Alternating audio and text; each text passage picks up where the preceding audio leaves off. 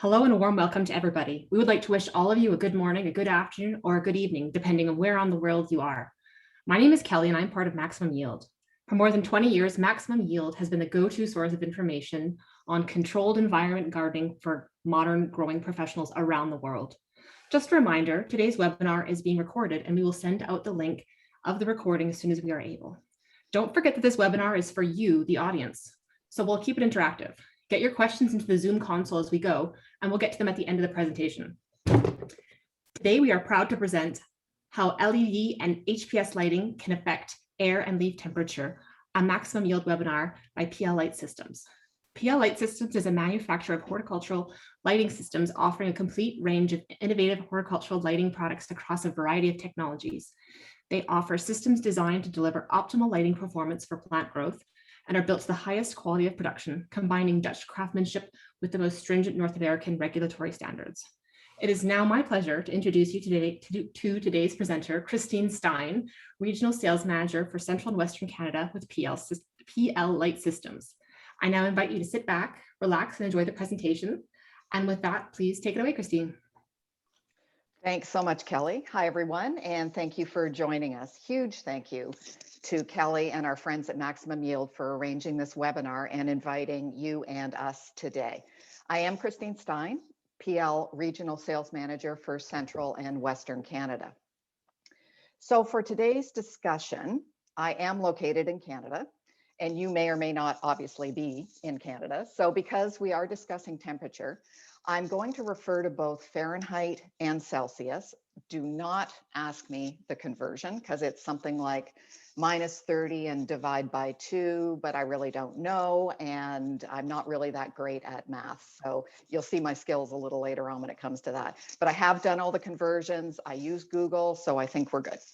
Also, I do want to point out that we, PL, are a manufacturer of both HID and LED lighting.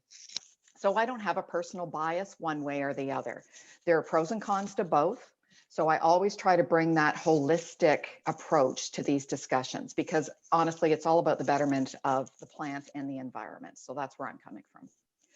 With all that said, one of the main differences when comparing these two lighting types and its effect on your crop, obviously, is the way they transfer the heat. Today, we're going to get into what you should know about lighting, its relationship to leaf surface temperature, also known as LST, leaf surface temperature. So just a quick overview of the areas we're going to touch on in this webinar, types of heat transfer between the two different lighting fixtures and how they differ. And then we're going to go into plant functions and how they are affected by light and heat, and hopefully how you can use this information to optimize your plant's health and yield. So let's get started. HPS LED. So there's lots of differences between these two different lighting types that can seriously affect your crop production, health, and obviously yield at the end of the day. The main factor we're talking about today is temperature, but there's two factors within that topic, if you will. Two factors are heat transfer. How do those different light types transfer the heat to the crop or not? And then the spectrums within those two light types, because those are generators of heat as well.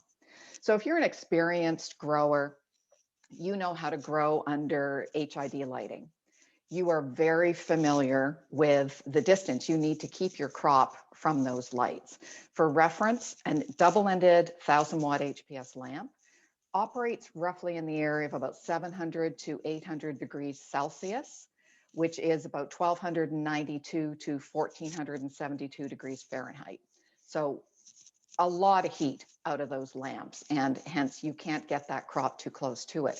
On the other hand, with LED, and we'll say cooler LEDs, and I do this because you can mount closer, but we're going to talk a little later on about that concept of LEDs being cooler. You can mount them closer, and as you see in that picture on the right side, my apologies, I'm working on two screens and I did not turn the forward, so my apologies. We're caught up now. So on the right-hand side, you will see the picture of a vertical application. And that is where LEDs can really shine, where you want to get or need to get closer to the crop. Certainly in vertical, where you want to minimize that shelf spacing and have as much crop in that same vertical space and increase your volumes that way. Understanding the pros and cons of these different lighting types can depend on so many variables. Just a few to consider when you're looking at them and deciding what might work best for you. The environment you're in. So is it indoor or is it greenhouse? That plays a huge role, which we'll get into some of that a little later as well. Geographic location. So big difference in your needs and growing your crop when you're in northern Alberta versus southern California. So the geographic location plays a big role. Again, back to indoor, your air conditioning operating costs as well as sizing can be a very big factor, and the stage of your crop. So that can be spectral related. What are you going to get the most out of your crop at the different stages, depending on your lighting options? Your method of growing. Do you grow vertically? Then, for sure, LED might be the best solution. Do you grow in single layer in a greenhouse in northern Alberta? Maybe you're considering HPS for that. Do you move your plants from, if you're indoor, from stage to stage and advance them in the rooms? That can play a role as well from a spectral standpoint. And then electrical costs. So electrical costs can vary significantly, but for some people, they're a big driving factor in where they go with their lighting. And all of these you have to kind of rate for what are your main points for purchasing a lighting system and your driving factors. We have some provinces in Canada that subsidize their hydro to growers, which is great. And they may only be paying about 4 cents a kilowatt. That's Canadian, so that's like zero for you if you're in the States. Or we have people with cogen, and they, literally don't have any cost to their electricity. So that's not a huge driving factor for them. But some folks in some provinces are paying 12 to 16 cents per kilowatt hour. So that can play a big role in a decision making. And then for sure, it's just your overall budget. What is it that you want to spend on your lighting system? HPS, as we know, is less expensive than LED. LED now is having some great incentives applicable to them that helps mitigate some of those costs. So it's really weighing all these factors as to what makes the most sense for you. So I'll move the slide onto the next one. I'll get the hang of it. So when we're talking about calculating the load for heating and cooling equipment, or calculating the heat load that's coming off of a grow light, we calculate that with British thermal units, BTUs. Most of you know that term. It's the amount of energy that's needed to cool cool or heat 1 pound of water by 1 degree Fahrenheit, which is 0.6 degrees Celsius. No weighing of water required. It's a simple calculation. It's 1 watt equals 3.41 BTUs. So it doesn't matter. At this point, we don't care about the type of light. We're just calculating the BTUs off that light. So an HPS is the same as an LED. 600 watt HPS lamp or fixture is the same BTUs as a 600 watt LED. You take the 600 watts, you multiply it by 3.41, you get 2046 BTUs, regardless of the light type. So if that's true, then here's the question. If they both produce the same number of BTUs, then where is the savings in cooling an LED over an HPS? Great question. Thank you very much. Let's drop back a little bit to when LEDs first came on the market, which was probably, I'm going to say maybe 8 to 10 years ago or so. And they earned a very well-deserved black eye, unfortunately, for a lot of growers who invested in them at the time. They were both not efficient enough. They did not have the output that we know they need today. And they really weren't built to the standard required in a horticulture environment, because that environment, whether it's greenhouse or indoor, can be really hard on lighting, especially electronic lighting. So fast forward now to about 3 years ago, when they have now come leaps and bounds back on the market. We now have that efficiency that we didn't have before. In the high quality made fixtures, they are made to stand up to those harsh environments. So when we look at the efficacy of a fixture, we're talking about micromoles per joule. The more micromoles per joule, the more output per watt, if you will, the more bang for your buck. So that's really what one of the things that you're looking for when you're looking at these fixtures.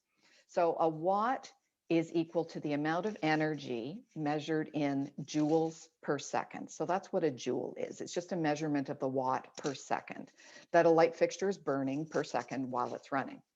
1 watt equals 1 joule per second. So a 600 watt lamp, again, regardless of whether it's an LED or an HPS, a 600 watt lamp or fixture is burning 600 joules per second. It's very simple. So to calculate the efficacy of a light fixture, now, most lighting manufacturers are going to give you this number, the micromoles per joule efficacy of the fixture. But just so you understand it, or if you don't get it and you want to know, to calculate it, we take the ppf, which is the photosynthetic photon flux. And that is basically, that's why we use acronyms in this business, too long names. So the ppf is just the total output of that lamp or that fixture, and it's measured in micromoles per second. So we take the ppf. Now that's, just to clarify, not what's reaching your crop. That's not the ppfd, which is the photosynthetic photon flux density. It's not that. It is just the actual output that's rated for that lamp or fixture. So we take that ppf and we divide it by the actual wattage. So 1,000 watt double-ended HPS fixture, it doesn't actually run at 1,000 watt. It depends on your voltage, and it'll vary. But you take the actual running wattage, and that's what you divide into the ppf, and that gives you your micromoles per joule. Again, the higher the number, the more efficient the fixture. So I mentioned that my math skills are absolutely amazing, but not really. So I really am more of a visual learner. So what I've done is I've created a couple of examples here for you. And it's really to serve two purposes. One is just very simply to show you that equation that we just talked about. So in the first example at the top, you have a 1,000 watt double-ended HPS with a ppf of 2150 micromoles per second. It depends on the lamp, but it could be 2100, it could be 2150. I've used 2150 as our example. And as I mentioned, that 1,000 watt double-ended HPS is not running at 1,000 watt. At a 277 volt that you use in the US or a 347 here in Canada, it's usually running around 1,045. So we divide that ppf by the actual running wattage, and that gives us our micromoles per joule. In this case, it's a 2.05 micromoles per joule. Now, that number could be argued should be a little lower, and that's because of the losses that happen in the reflector and the distribution out to the crop. So for this purpose, as a comparison, we're just going to take the straight up numbers. It's easier. And then similarly, you take a 672 watt fixture, LED, 2200 output, and that gives you a 3.3 micromoles per joule. So that's your better bang for the buck. That's where you're getting more output per joule. So that's the first thing. The second thing is what I'm trying to show you here is answering that question. So if they both produce the same BTUs, then where's the saving in cooling an LED over an HPS? So in the first example, and you may hear a lot about this in marketing from manufacturers of LEDs these days, that they can replace one-to-one an LED with your existing 1,000 watt double-ended HPS. And the reason they can do that is because, as you can see in this example, there is a very similar output. So the 2150 micromoles versus the 2200 micromoles in the LED. So that would be a one-to-one replacement where you take out that 2150 HPS and you put in a 2200 micromole LED. But as you can see, you are using a 1000 watt or 1045 watt per fixture. With the same number of fixtures, you're only using 672 watts per fixture. And as we know, watts equals BTUs. So with the exact same fixture count, retrofitting one for one, you're going to have the same light output, but you're going to have 35% less wattage approximately, and similarly the BTUs. So that's where you get that savings, because you've got so much less BTUs, even with the exact same number of fixtures, because you've got the same output, but a lower wattage. In the example 2, similar situation, but different. We're showing you sort of a one-to-one based on wattage, not on ppf. So this is not really a direct one-to-one replacement as we were doing in example 1, but it's to show you that if you have a 600 watt HPS, which is running at 640 watts, and its output is 1160 micromoles per second, you have a 1.8 micromole per joule. The same wattage LED has a much higher output at 1800 micromoles per second, an additional 640 micromoles per second with the exact same wattage. So now with the calculation, you're at 2.8 micromoles per joule. So in this case, with 1800 micromoles versus 1160, but the same wattage, you need many fewer fixtures to the tune of roughly 35% less fixtures, which is less wattage, which is less BTUs. So that's really how that, how you save on the cooling with LEDs over HPS. Now, I'm just going to make one caveat and a tip. I'll try to throw some tips in as we go along. When we're talking about that example number 1, where you've got an HID and you've got an LED with the virtually the same output, there is a difference though. And the difference is in the way those two different light types distribute that light. So LEDs are just directional. Now, some of the better quality LEDs will have a distribution angle built into them, but they're still linear. They're still very directional and coming down to the crop in a very straight way, as opposed to the aluminum reflectors that you'll have on HID fixtures that is really diffusing that light and shooting it at the crop in all different angles, and has a better ability to really get depth penetration as opposed to the LEDs in their current, even with a distribution angle on them. So although yes, on paper, as you see, we have the same output for each of them, you may not get the same uniformity. And why that's important is if the uniformity across the crop is not, if we're not reaching and we're not crossing over and we're not getting that even light across the crop, you are going to have, even if you can't see it, the plant sure can, you are going to have darker and lighter areas. And once that happens, you've got an uneven growth pattern, because the light is what's driving the photosynthesis. And if there's lower light in one area, there's going to be less photosynthesis, hence growth and yield. You could be overwatering and over fertigating those areas. So uniformity is really important, and a good light plan from the manufacturer that you're looking at the lights with is going to show you that. It's going to show you the best way to achieve uniformity. And that may mean, instead of truss mounting like you would do with an HID in a greenhouse, you might need to install track and do track mounting, which is additional cost and infrastructure, but it can achieve that same good uniformity. So it needs to be looked at in a way that, how can we make this work to give us that good uniformity? So again, make sure you're getting a really high quality light plan that's going to show you uniformity as well as the light levels that you're getting.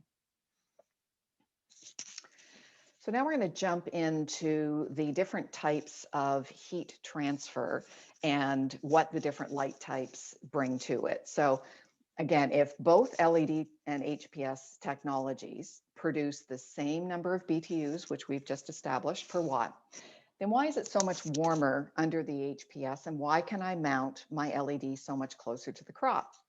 Another excellent question. I know you're muted, so I'm doing all the work for you here.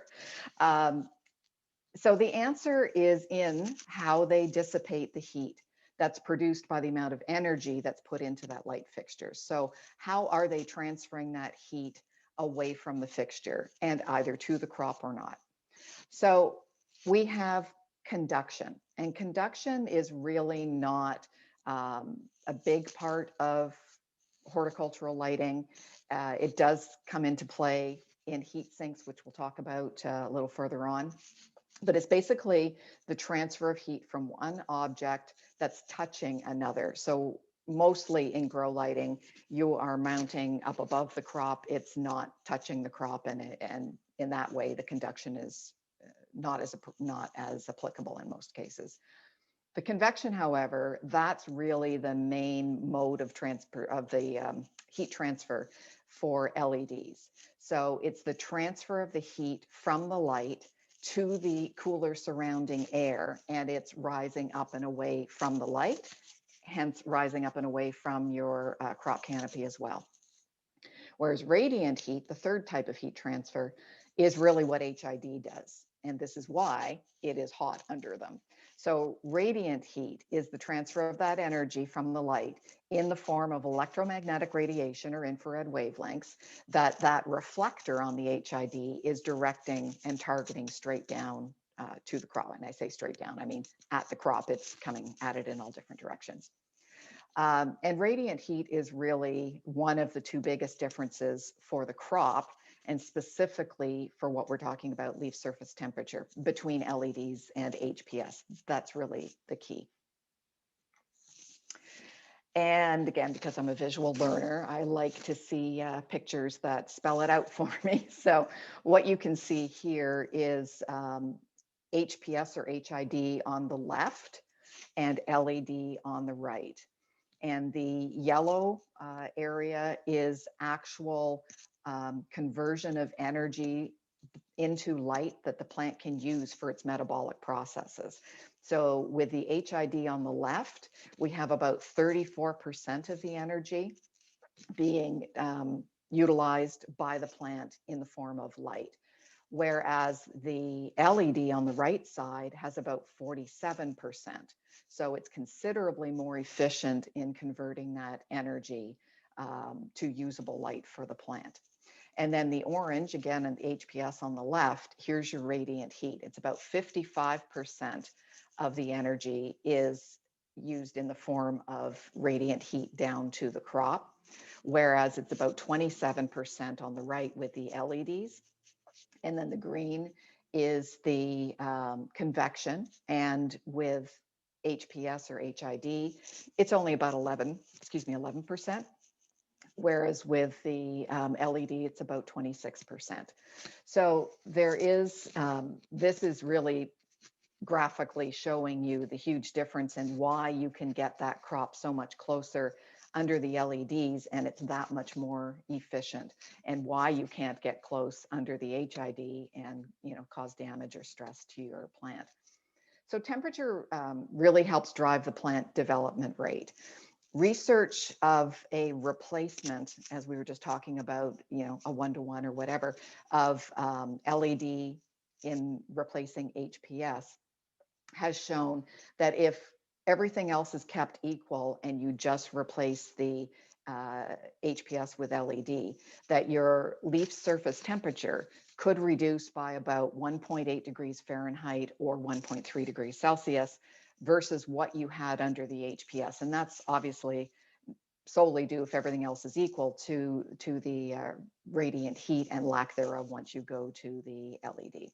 So targeting that temperature range for your crop, ensuring your leaf temperature is optimized is really critical, especially when you are making that shift from one light type to another.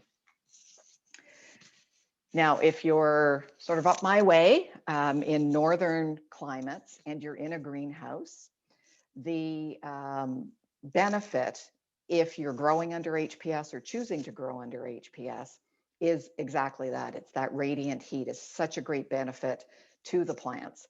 And especially if you're growing, a peppers, or in this case, cannabis and tomatoes, they're heat loving plants. And in the winter months, if you're going to grow all year round, you really need to keep that ambient air temperature up, as well as the leaf surface temperature. And the University of Holland has done a lot of studies, and they put out a paper recently, and about 40% reduction in your greenhouse heating in this scenario, in a northern climate in the winter, by using HPS over LED. Is using HPS an efficient way to heat a greenhouse? It's not bad if you're paying 4 cents or have cogen, but it is not an efficient way to heat a greenhouse when you're using other forms like natural gas at all. That's not the point. But having spoken with a lot of growers that use HPS for various reasons, but one for sure in the winter is that leaf surface temperature. As soon as they turn those lights on, it heats up the air around the crop, and it heats up that leaf surface temperature quickly. It's a fast action. And they say if I waited for my boiler to do the same thing, it just would not be the same.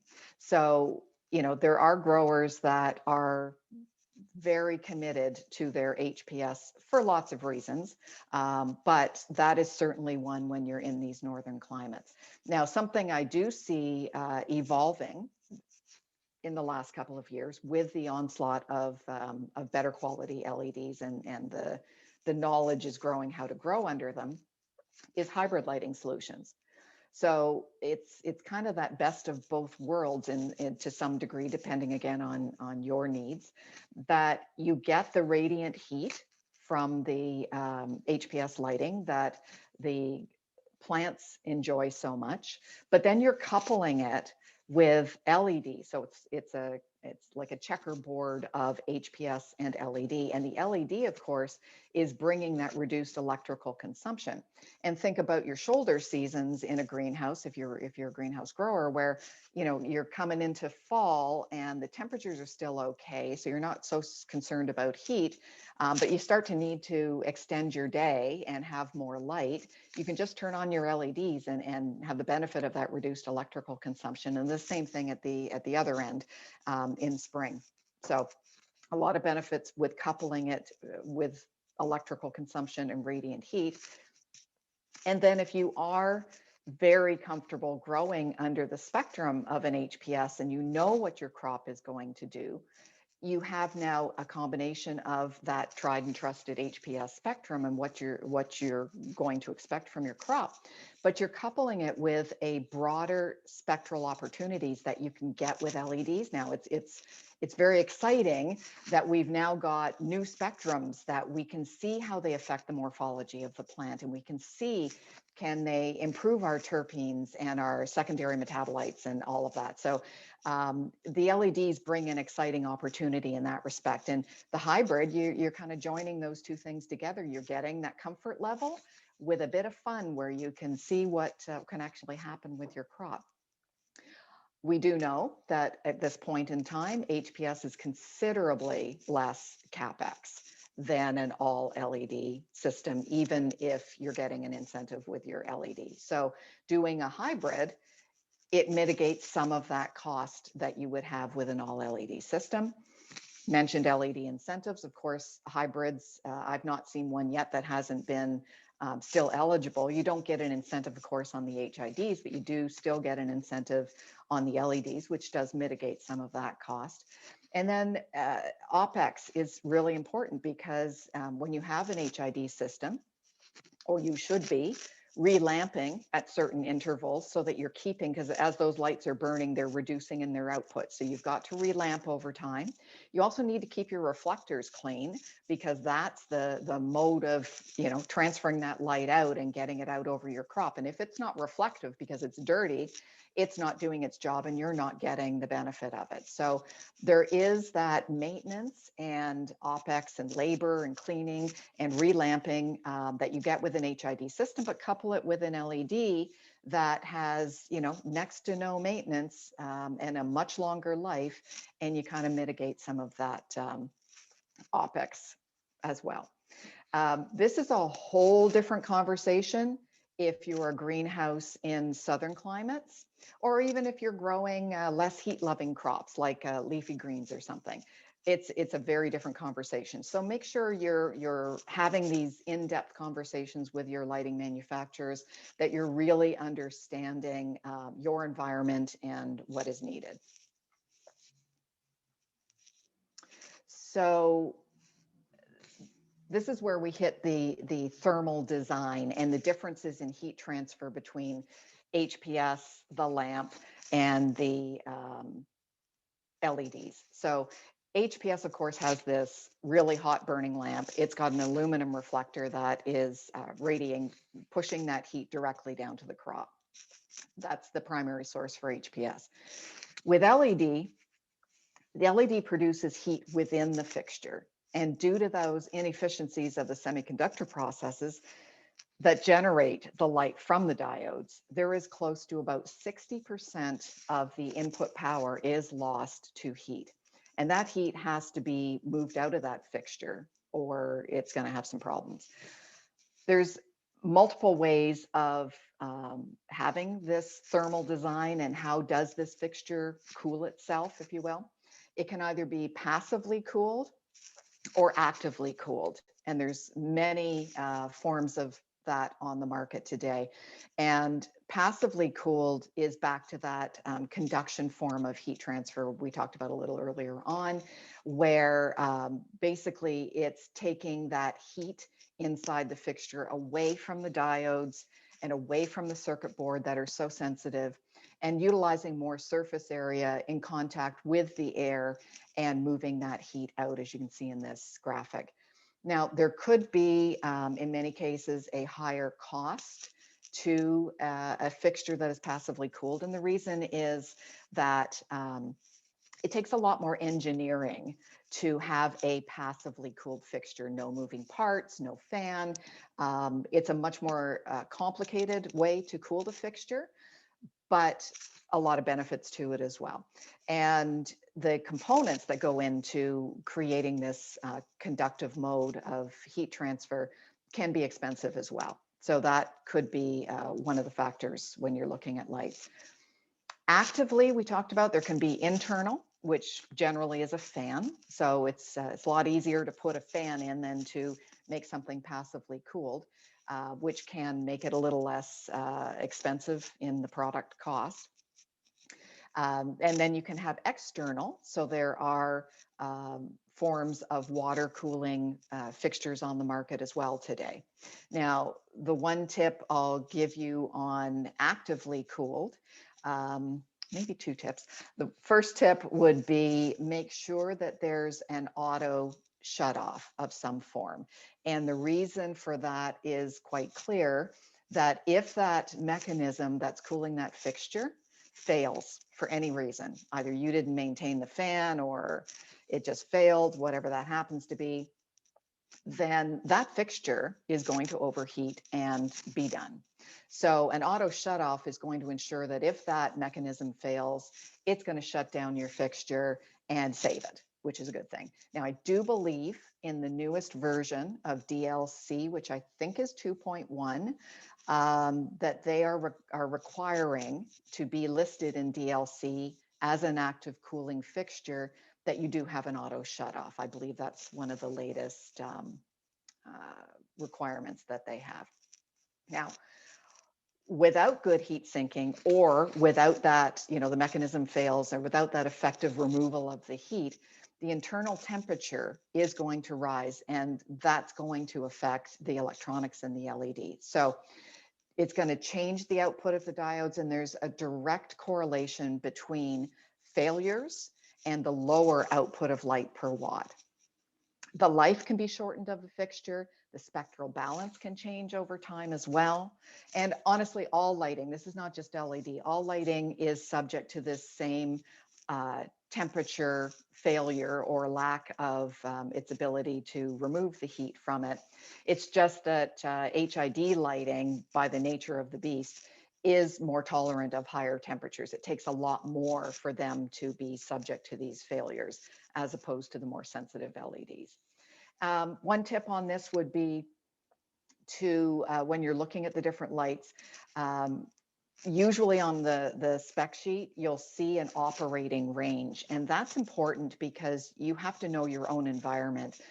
Most of the fixtures are lab tested and measured at, say, 25 degrees Celsius or 77 degrees Fahrenheit. That may or may not be applicable to your situation. If you're an indoor grow, it's probably not too far off. If you're in a greenhouse, that could be seriously off. If you're mounting up in your trusses and it could be 35 to 40 degrees, Celsius up there, and I think 30 degrees is maybe about 86 degrees Fahrenheit. You need to check those ranges on the manufacturer spec sheet and make sure that they are rating it for your particular environment. So you're not putting it into something that's just set up to fail. Another spot would be to look at IP ratings. And usually DLC has a minimum IP ratings, but the IP rating, if you're not familiar with it, there is a website you can go to. It breaks them down. There are 2 digits. The first digit is the solid ingress. So what protection does it have from dust and environmental particles? And that goes up to from 1 up to 6. 6 is the highest number, and that's absolutely what your horticultural fixture IP rating should start with, is a 6. It needs to be fully protected from that dust ingress. The second digit is for liquids. So, depending on your environment, again, are you misting? Are you power washing? What are you doing in the way of water that's going to come in contact with your fixture? And that goes much higher than 6, but that gets into where, you're submersing lights of different kinds, into water. Horticultural lighting should never be submersed in water. Please don't do that. But they will be in high humidity situations. They will be, depending on your cleaning practices and spraying and misting and those types of things. So ours are rated at IP6 for the solids and 6 for the liquids. And that's a certain level of spray nozzle and, PSI. So know what you're doing and check that out to make sure the IP rating is there for your practice, or change your practice if that's something that you can do. So the second part to heat for the plant itself is the difference in spectral efficacies. And this is for LED as well as HID. And it's all about the different spectrums and their efficacy with the plant, and the micromoles per joule and the output and all of that combined is going to create more heat or not within the plant. And basically, if the plant isn't using some of the spectrum that it's receiving, it's just turning into heat within the leaves. So spectrum does affect the heat by also the number of fixtures, which if you need more fixtures because of a lower efficacy, that's going to increase your BTUs along with the efficiencies. So what you can see in this little chart, we have the LED at the top, and I've shown you 2 different spectrums. And the one on the left is red and white, or excuse me, red and blue with a small amount of white in the center. And it's very high efficacy at 3.3 because it's 1100 micromole output, which of course we divide by 336, and that gives us our 3.3 micromoles per joule. So very high efficacy. And the red and blue are the 2 most efficient ranges that the plant uses for its photosynthesis. And when we move over to the daylight spectrum, where it's an 860 micromole output, same wattage, but now we're only at a 2.6 micromoles per joule because you have a much larger area of less efficient light. we go to the HPS at the bottom. That's a double-ended 1,000-watt HPS. You can see that spectral range. And as we had said before, working with about a 2150 and 1,045 watts, it's about a 2.05. And then the CMH, which is, this would be a 315 CMH running at 345, 550 micromole output, and that's a 1.6, so much less efficient. So depending on those spectrums and depending on their output and efficacy could mean you need more fixtures to achieve, which of course is going to be more. And then if the spectrum has a lot of inefficient ranges in there that the plant isn't using for its metabolic processes or isn't using it as efficiently, those can become just heat buildup within the plant and increasing your LST. So a tip here would be sometimes you don't know what you don't know. I find that. So you don't always know the questions to ask. And this one is a bit different. And I don't know if you've heard this before or if you've had this as a question that you've asked people. But a good question to understand about any lighting that you're looking at, LEDs in particular, is what are those diodes being driven at, either wattage or milliamp. So what I mean by that is each of the diodes has a maximum capacity that it's rated for. So let's say it's a 2-watt diode and it's running, when the fixture is running on full, it's running at 2 watts. Well, there's nothing wrong with that. Let's say it's running at 3 watts, it's being overdriven. Well, that's not so great. What if it's being run at 0.6 of a watt, being underdriven? Well, that's got to be even better. Yes, it is. So again, nothing wrong with running something at its full wattage, but if you can underdrive it, then you're going to generate less heat. You're going to have, because of that, in part, a longer life. And you're also going to have a spectrum that isn't going to shift over time. So those are 3 great reasons. Now, why doesn't everybody do that? Well, they don't do it partly because the diodes are one of the most expensive components within an LED. And how do you bring a product cost down? 2 ways. Either you put fewer diodes in and you either, drive them at full or you overdrive them. That's definitely something to watch out for. Or you don't put in top shelf diodes. And I guess that would be the second part to this. Make sure that the diodes being used are top shelf, because there are a lot of products out there and a lot of diodes available out there, and they are all not top quality. And buying a lighting system should be a very long-term investment, and you want to make sure that you're getting, again, the most bang for your buck in that respect. So now we understand the heat transfer process. How does it affect the plant? And how is it affected with HPS versus LED? So measuring your leaf surface temperature is not the same as measuring your air temperature in your grow room. 2 very different things. They may or may not be similar, but you cannot measure your air temperature and believe that that is your leaf temperature, because just like, we have a body temperature that works best for us, so does the plant.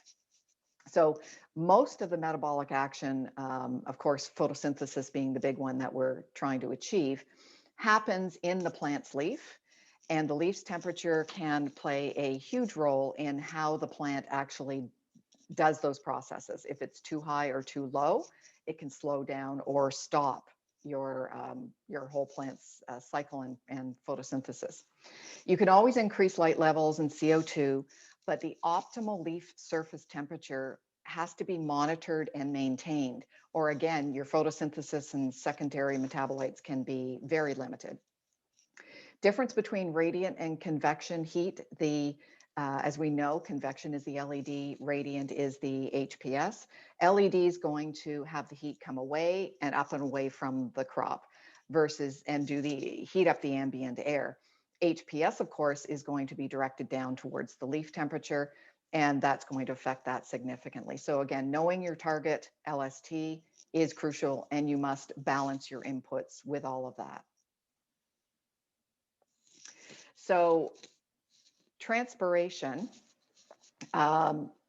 is critical in this whole process, and measuring temperature in your grow is not the same as your leaf temperature, and it may be similar, but it's not the same. Optimum leaf temperature is often cultivar or chemovar related, and generally influenced by where it came from originally. You know, hot climate versus a colder climate in the mountains, if that's where it originated from. So understanding that is really good. And leaf functions of respiration and transpiration are 100% critical to the whole plant process. So the stomata are open pores under the leaves that allow the plant to transpire and exchange the gases, the CO2 and the oxygen. Transpiration, the stomata releases that moisture and cools the plant, just like we sweat, same concept. And if it's not doing that, then again, you're going to have some serious issues. These metabolic functions of transpiration and the gas exchange, they really only happen within a certain temperature range and are optimized in a very narrow range, very narrow, which is why it's important to keep on top of. So the key to LST, and honestly growing in any general sense, is to understand the balance within your plant and all of those factors and inputs that you're giving it. Liebig's law of limiting factors explains that growth is not dictated by the total resources available, but by the scarcest source, the weakest link, if you will. As an example, when you change any input, you need to rebalance everything. Like adding supplemental lighting that wasn't there before, you need to increase your CO2 levels. Add more fertilizer, you may need to irrigate more to have more uptake and prevent salt buildup. Increasing your temperature drops your relative humidity. So everything plays a role in the chain. And as Justice wisely said, anything that is not in balance is going to be your weakest link. So temperature is the second most important next to light, environmental factor. And it affects many of the physiological processes that your plant goes through. So photosynthesis, the respiration, transpiration, uptake of nutrients, cell division, cell elongation. It can manipulate developmental processes like cultivation periods and seed germination, speeding up processes like unfolding of flowers and leaves. It does so much. So if you're not familiar with plant empowerment and the principles of that, look it up. It's very interesting. They're doing a lot of great work, and it's kind of based on understanding your plant and knowing what it's telling you, knowing what it's lacking, what is the weakest link again. And I was talking to a grower recently, and we're talking about just this, and he made the comment that you need to understand your plant's love language, which I thought was really cute, but not wrong. So I said, I like it and I'm going to use it. So shout out to Josh for that. Thank you. But there's also a direct relationship between temperature and relative humidity, which I'll touch on next as well. And I'm maybe going a little long here, Kelly. I'm doing my best. I'm excited. So here we are seeing a very simple graph, and it's basically showing us when you increase something that is as important as, say, light, you need to increase all the other inputs to match, and your rate of photosynthesis will go up. So across the X on the bottom, you've got the intensity of light, and going up on the Y on the left, you've got the rate of photosynthesis. So as we increase our light, you have to increase CO2 and you have to increase your temperature. And you keep going up in that respect. Can you grow with a lower intensity of light, a lower CO2, and a lower temperature? You sure can. You'll have a great healthy crop if those are in balance, but your photosynthesis will be low and your yield will be low. So that's not the ideal scenario. You can keep going up for that, but it's all got to be in balance. So the rate of photosynthesis, as it says here, will double for every 10 degrees Celsius or 18 degrees Fahrenheit until that optimal temperature is reached. So I mentioned humidity. This is really important. It plays such a significant role in transpiration. VPD, vapor pressure deficit. If you aren't familiar with it, spend some time to look it up. I'm only going to touch on it in a general sense today because it's a bigger topic, but it's so important. It's the difference between the amount of moisture in the air and how much moisture the air could potentially hold in pressure. So a large deficit, we're talking vapor pressure deficit. So a large deficit, meaning you have a high VPD, means you have a lower than optimum ambient relative humidity. So you've got a drier air and in comparison to your plant. So what this does is it allows the plant to transpire more because the air is not as wet and it can take on more moisture. So it's drawing more out of the plant and transpiring more. Now, if the relative humidity gets too low, what could happen and will happen is all those processes are going to slow down and shut down, and it closes the stomata because it's saying, hey, I'm losing all my water, I'm going to dry out here. So it'll shut the plant down and shut those processes down to protect itself.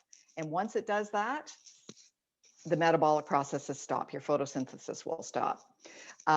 Before it does that, it's transpiring a lot, it's taking up a lot of water, presumably taking up a lot of nutrients, and maybe too many. So it's not a good situation to have the high VPD. Alternatively, a low VPD, where you have the your VPD is lower than optimum. You have a high relative humidity, which means the air moisture is quite high compared to your plant. And that means that the plant can't transpire as much because there's already too much moisture in the air for it to do that. So it would reduce the uptake then at that point and create potentially mineral deficiencies. Less transportation because of this scenario is going to increase your leaf surface temperature because it just isn't transpiring and the heat is building up within the leaves. Not a good scenario. We also know high relative humidity can cause fungal issues in the crop, which nobody wants. And you're going to need a different relative humidity and VPD throughout the stages of the crop. And that's just the nature of the beast. You know, when you're cloning, you want it a bit higher so the little babies aren't drying out. And then you want it a little lower once you hit the flowering stage so you aren't creating those fungal issues. With every 20-degree increase Fahrenheit and 9 degrees Celsius, the water holding capacity will double. So VPD changes with that temperature, your relative humidity changes with the temperature. Your relative humidity goes down because the water holding capacity increases. Everything in balance, that's really what it's all about. Couldn't be any simpler. So conclusion, bottom line, always consider the target leaf surface temperature for your crop when deciding what kind of lighting system will work best for you, your operation, all those variables, what really is going to be the best fit for you. So a tip in that respect is if you are considering switching from your current HID system to an LED system or even an HID LED hybrid system, understand your current leaf surface temperature for the crop that you feel you have optimized. You feel that this is the best crop you've had. Understand that leaf surface temperature under the HID lighting, and then use that as your target leaf surface temperature when you install the LED. So you've got that set point to work towards. You're going to need to adjust the temperature in the room or even in the greenhouse for sure to increase that leaf surface temperature under the LEDs. That will require a trial process to rebalance everything, because once you change one major input, like temperature or CO2 or irrigation or fertigation, you've got to rebalance all of that to make sure everybody's happy again. If you're experienced in growing with HID and you're switching to LED, it's not plug and play. Don't let anybody tell you that. There's a learning curve.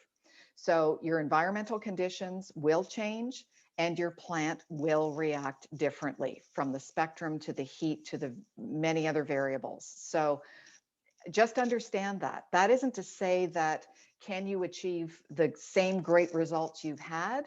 You sure can. Can you maybe even do better? Maybe so, because now you've got more options with the LED, certainly from a spectral standpoint. So once you get everything balanced and tuned in, it really can be an exciting time. There are a lot of elements and things to consider in decision making. As I said, investing in a lighting system is a big one. And do your homework, do your due diligence, understand your plant's needs, understand your own comfort level with the changes that you're going to have to make, and understand the pros and cons of the different lighting systems. And start reading your LST. So one thing I wanted to just throw in at the end is it just came out today. It's the registration that Glaze is putting out for their short course that they're doing on lighting. And honestly, it is the rock stars of rock stars. It is all the top researchers from mainly the American universities. It's the who's who of it all, and a lot of industry experts. And they're putting on this short course, and today the registration came out. So if you are interested in learning more about lighting, then that's the course for you. And it's just, I put their website on there for the course. You can see it at the bottom, Glaze Lighting Short Course, plantinglightcourse.com. Also on our website, we do have cultivation guides for different crops that are all based around how to light a crop and what the requirements are, as well as an energy rebate and incentive guide, and return on investment, LED and HPS. So lots of good information and guides to help you with this as well as that. And I'm just throwing up some of my counterparts that cover North and South America and their contact information. If you want to reach out, have any questions, any thoughts, we're here to help. Yes, I need a new profile picture because I've got COVID gray hair now, so we'll get that done. But happy growing, everyone, and stay safe. And thank you all for attending. Really appreciate it. Thank you, Christine, for sharing your expertise with us today. We received a number of questions during the presentation, so I think we'll actually extend by a few minutes here so we can get to a few of them. Great. If we unfortunately are unable to reach your question today, I do encourage you to reach out to Christine via her contact information on the screen right there. So the first question is about leaf temperature. You mentioned leaf temperature multiple times. What is the ideal leaf temperature? Yes, so ideal is different. It's different by cultivar, chemovar, your environment. It's just, there is no ideal, if you will. Generally, you can, a range would probably be somewhere in maybe 72 Fahrenheit to about 86 Fahrenheit, which is probably roughly 22 Celsius to 30 Celsius. So it's different, and you really need to, there's a bit of trial and error to come up with that. If you can't already find someone who is kind of growing what you're growing, but there is a trial and error to that. It's finding that optimum. And again, it can go back to the origins. If you know that what you're growing is, sort of a mountainous, cooler, wetter type chemovar or cultivar versus something that came from, the desert more climates, then, you have a starting point there. But there are ranges. There's lots of good information on the internet, believe it or not. However, be selective in your sources. And like I said, some of those rock stars that are going to be on the Glaze webinar, they have great information out there. And, you want to make decisions based on your own environment and your own crop, but it's good to have some starting points as well. Second question here asks, does water-cooled LED only remove radiant heat, or can it remove convection heat too? Convective heat. Convection. Probably, I would think, yes. No, it removes heat from the fixture that is naturally generating within it. And I believe that some of them are taking that heat and reusing it, reusing the heated water or mixture that is cooling that fixture, and they're reusing that either as could be warmed irrigation water, or for other purposes, they're capturing the heat out of it. So there's a lot of interesting aspects to that, but I believe it can take both the radiant and convected heat just by the nature. I'm not an expert in those type of systems or modes of heat transfer, but I believe they do both. Third question here, what percentage of the LED heat can be removed when using water-cooled LEDs? Your slide noted radiant heat at 27% and convection heat at 26%. Yeah, I'm not an expert on water cooled. You'd be best to speak with a manufacturer of one of those because they are obviously going to understand exactly what that mode of heat transfer does for their fixture and what percentage of heat can be taken from that. I don't have an answer for that, sorry. Can fabric ducting be used to cool the lights and the room using the HVAC versus lighting with built-in fans or cooling lights via water? What is the easiest way to cool the lights in your option? My apologies, there were some abbreviations in that I had to infer. Just make it up as we go. So it sounds like what they're asking is, can you, again, externally cool the fixture through, I think they said fabric ducting or external fans, I would think, those types of things.